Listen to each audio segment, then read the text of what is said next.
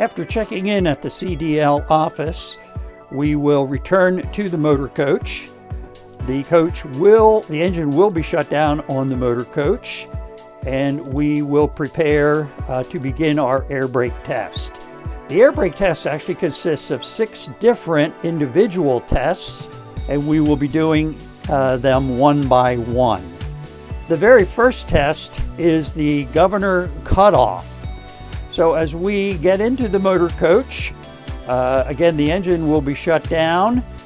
We will fan off some air from the tank, then start the engine and watch the air pressure build up.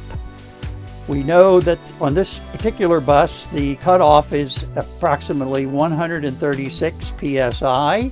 We also know that the cutoff must occur between 120 and 140 psi. We will now turn the ignition on, and the air pressure will be displayed, a digital display at the bottom. It looks like it's about 135, 136 psi now. We will fan off the air by touching the service brake. The air pressure will drop. If we get the air pressure down to about 120 psi, then we will start the engine and let the air pressure build. So we're now starting the engine, and the air compressor will replace that air that we just took out of the tanks. We're going to watch to see where the governor cutoff occurs. And again, it must happen between 120 and 140 psi. The examiner will ask you that question, and you must give him the answer of 120 to 140. Now we will just basically wait for that air pressure to build. It's climbing now, approximately 115. It will continue to climb. And when the pressure stabilizes and hear the cutoff occur, then we know that the pressure has reached its maximum and the cutoff has occurred where it should, between 120 and 140. Second test we will do today is the air brake leakage test. And to do that test, I need to turn off the engine, and I will hit the ignition button. I will keep my hand over here to the left. I will go right down to the brake. I will release the brake. And I felt the bus rock a little bit into the shocks because the tires are shocked at the moment. I will bring my left hand up and turn the ignition on. I am now looking at the air pressure in the tank, and I'm going to take my right foot on the service brake, and I'm going to apply constant pressure.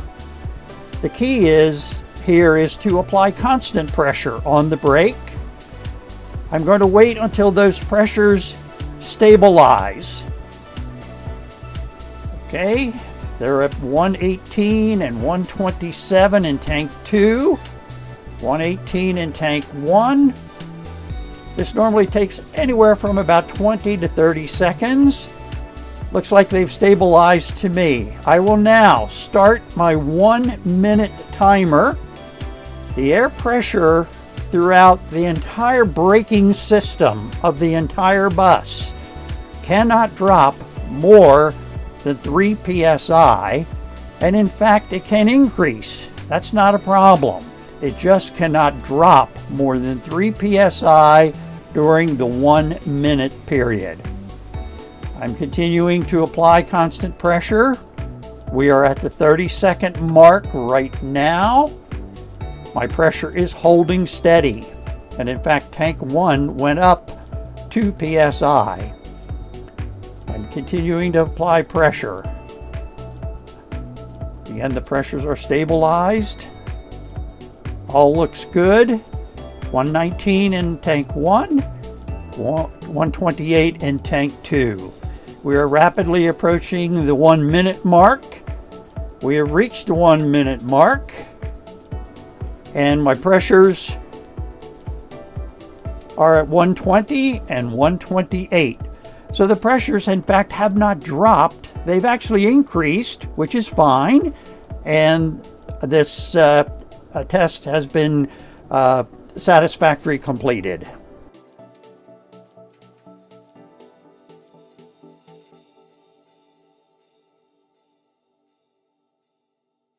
Now, step 3.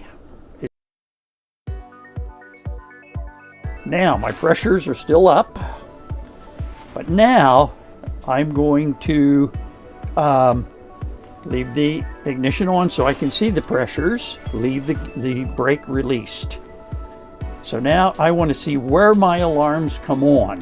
My visual and audible alarms must come on before the pressure in either tank reaches 55.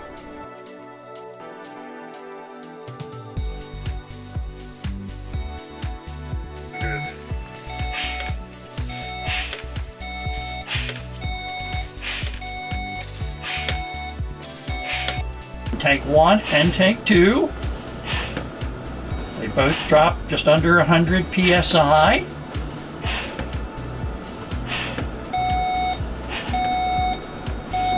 And the pressure, low air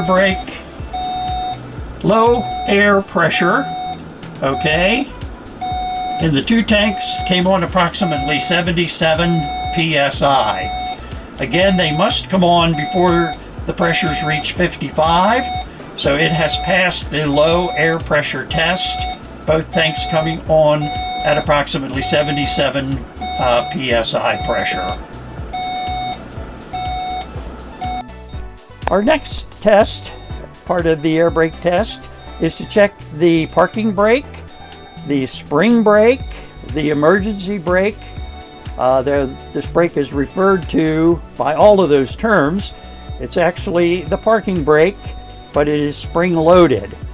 When the air pressure drops down below 45 and before reaching 20 psi, this brake must pop up on its own. In order to test the spring brake, we will fan off additional air pressure. Right now we're at 75 psi in the tanks. I will drive that pressure down, and we are looking for that brake to pop up on its own between 20 and 45 psi. I will start fanning the air pressure down now.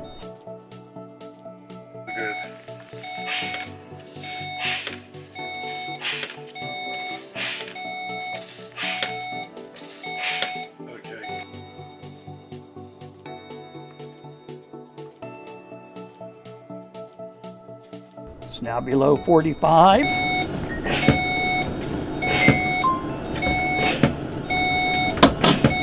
And it popped up at 30 and 32 psi.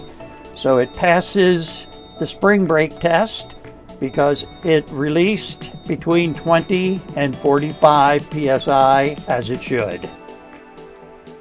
At this point, we have completed 4 steps of the air brake test. To complete the last 2 steps, I need to build the air pressure back up in the motor coach. So I will be starting the engine. Before I start the engine, however, I want to make sure the parking brake is on. So I'm double checking to make sure that that's pulled up, and it is. The ignition is on. I will now start the engine. While the air pressure is building, I will go back and remove the shocks from behind or from the wheels, from the rear wheels of the motor coach. And then I will return to the driver's seat and we'll complete the last 2 sections of the test. Starting the engine, air pressure will now start to build. I will release my seat belt. I will get out of the seat. using a 3-point stance, I will exit the motor coach, and I will go back to the rear wheels and remove the shocks. I may not be able to remove the back one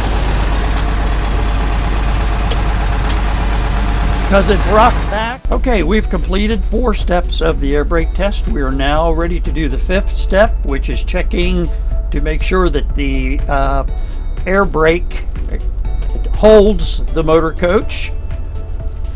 To do this, I will put my foot over the service brake. I will look around to make sure there are no pedestrians in front of the bus or no one along either side of the motor coach. I will put the bus in gear, going from neutral to drive. I will now remove my foot from the service brake. I will put my foot on the accelerator, and I will increase the RPMs on the motor coach to about 1200, and the brake should hold the motor coach stationary. And I'm about 1200, and the motor coach has not moved a bit, so the service brake has done exactly what it should. It has held the motor coach stationary, and it has passed the air brake test. We will now test the service brake. I will have my hands on the steering wheel. And just a point of clarification, I will release the grip on the steering wheel as I apply the service brake to see if it's going to pull to the left or to the right. As I release my fingers, I want to keep my hands on the steering wheel. Do not lift your hands up off the steering wheel. That's considered a dangerous act. Keep your hands down on the steering wheel. Just simply loosen the grip. I will now put the motor coach in drive. I will release the parking brake. My hands are back on the steering wheel. Again, I'm looking to make sure no one has approached the motor coach, and everything appears to be clear. I will now move forward at 5 miles an hour. I will apply the brake, releasing my grip, and the motor coach did not pull to the left or right. It stayed perfectly straight, which is exactly what it should do, so it passes the service brake test.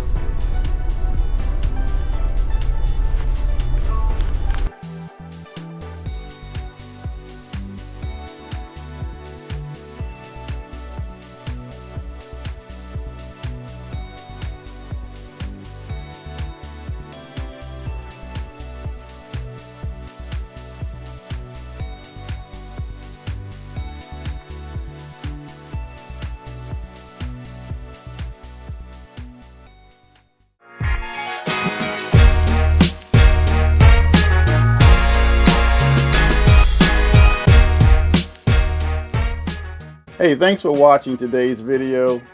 Don't forget to like and subscribe. We'll see you next time.